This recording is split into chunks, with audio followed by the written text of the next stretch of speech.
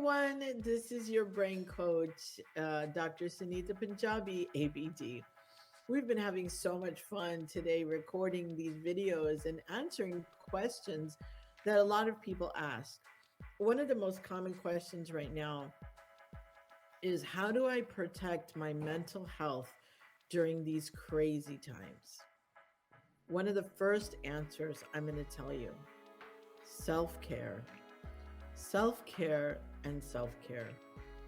Right now, we may need to sleep longer than we ever have in the past. And please, a lot of people think, oh, I don't need sleep. I'm fine with 4 hours or 3 hours. The brain needs sleep. A lot of people think, well, if I sleep too long, I'm actually slower. You're probably functioning on high adrenaline. If you are not sleeping and it's going on for 3, 4 days, or sometimes for a lifetime, you'll find that your adrenal glands are probably overworked. And a lot of people call it living on fumes or driving on fumes, driving your body on fumes. Um, have I met people that can function on 3 or 4 hours of sleep? Yes.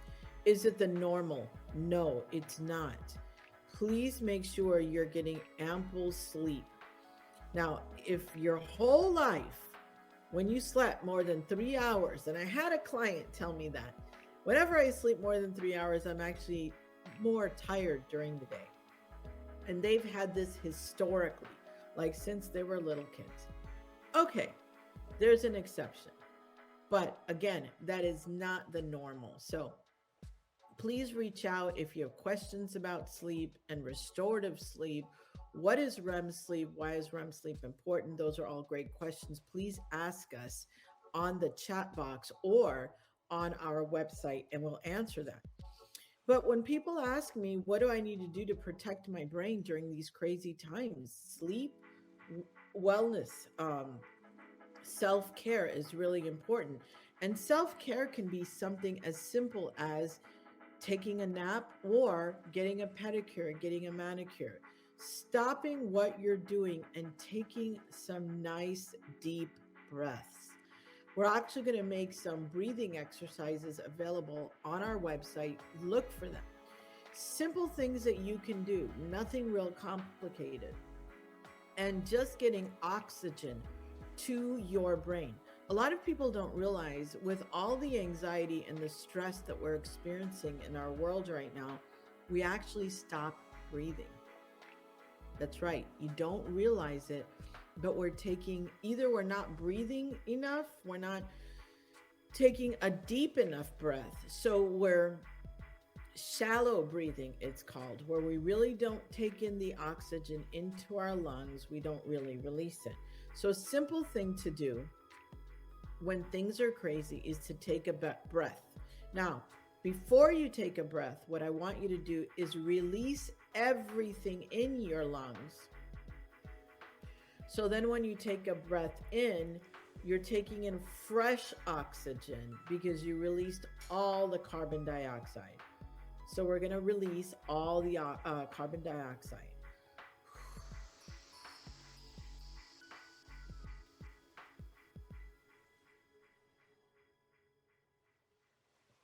Holding it for 4, and then taking an in breath, all fresh oxygen into my lungs and now in my circulation and going to my brain. Something so simple like that. Now, if you do it correctly, when you exhale, you should actually be able to put your hand on your stomach, exhale, suck in your stomach, and you'll find your stomach is very, very tight.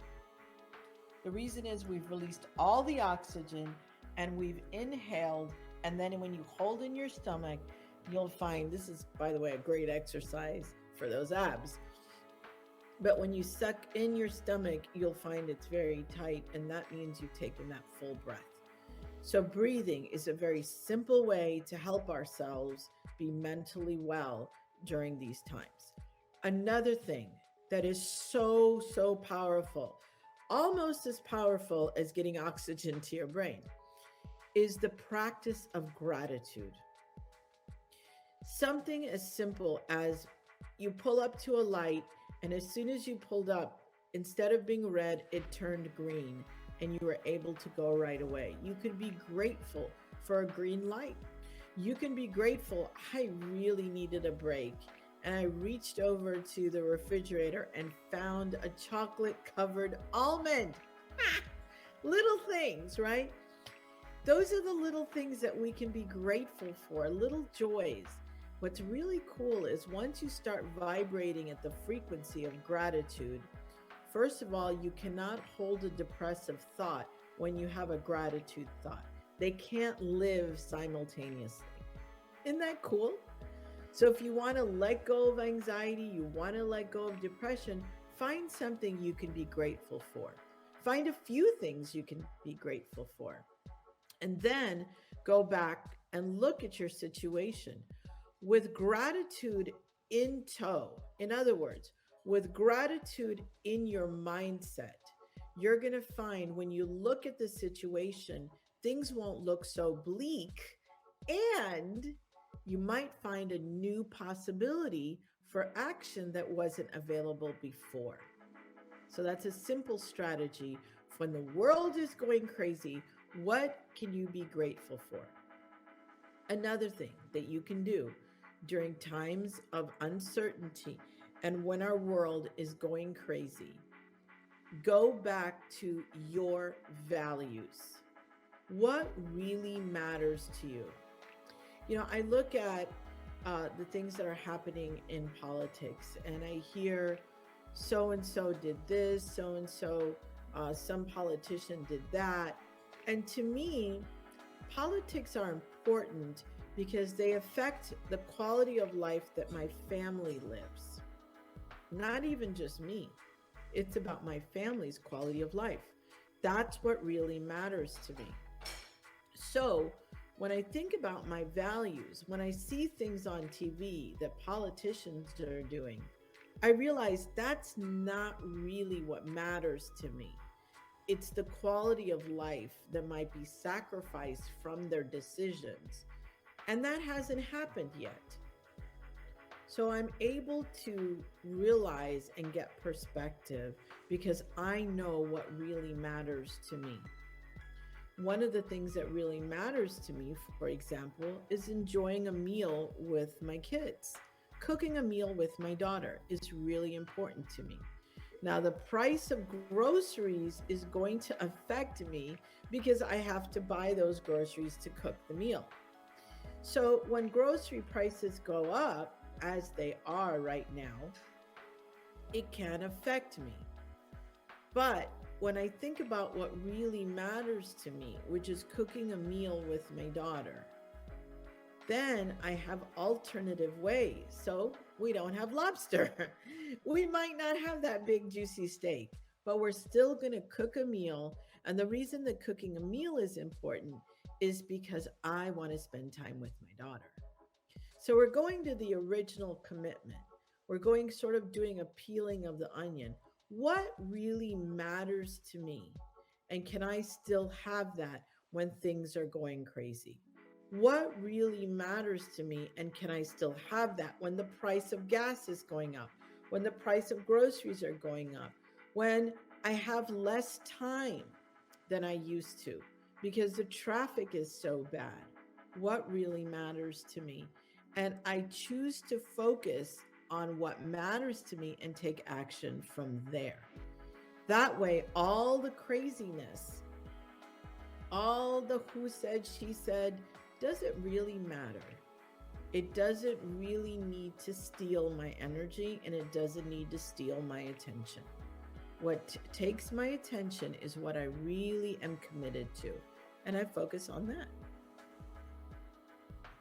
So breathe, take a deep breath, dance, sing. I'm sorry. Yeah, you can take it. You can sing too. Sing a song that'll help you take a breath.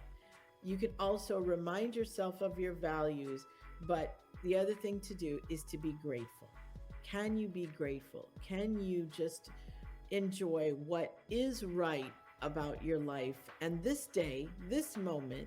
If all you can be grateful for is a little thing in this very moment, like the chocolate covered almond that I just had, it was really good, by the way. I'm going to get another one. um, can you be grateful for the chocolate color covered almond? And I can. And that's how you can deal with a world that's going crazy. This is your brain coach signing out, Dr. Sunita Punjabi.